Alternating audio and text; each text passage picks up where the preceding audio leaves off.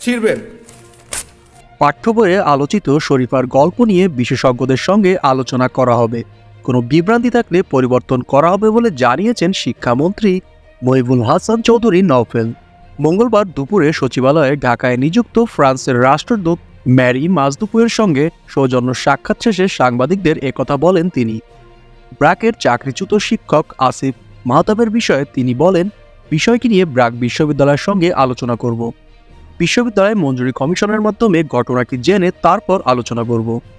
সামাজিক যোগাযোগ মাধ্যমে আমরা একটি ভিডিও দেখেছি। শরীফা গল্পটি নিয়ে গতবারও বিতর্ক উঠেছিল। এবার শিক্ষার্থীরা আন্দোলন করছেন। এ বিষয়ে তিনি বলেন, সেটা জাতীয় শিক্ষাক্রম ও পাঠ্যপুস্তক বোর্ড যারা সহকর্মী আছেন তাদের সঙ্গে আলোচনা করব। যদি একটি গল্প নিয়ে প্রতিক্রিয়া হয়, কেন হচ্ছে সেটাও খতিয়ে দেখতে হবে। আমাদের দেশে একটি গোষ্ঠীর ধর্ম ব্যবহার করে অরাজকতা ও অস্থিতিশীল পরিস্থিতি করার একটি প্রবণতা আছে। গত বছরও সেটি ছিল। একটি সংগঠন থেকে কিছুদিন আগে আমার কাছে কিছু সুপারিশ দেওয়া হয়েছিল। কওমি মাদ্রাসার কিছু শিক্ষক এসেছিলেন। সেখানে তারা দাবি করেছেন যে এখানে ট্রান্সজেন্ডার শব্দটা ব্যবহার করা হয়েছে। বিভ্রান্তি সৃষ্টির বিষয়টি তারা আমাদের নজরে এনেছিলেন।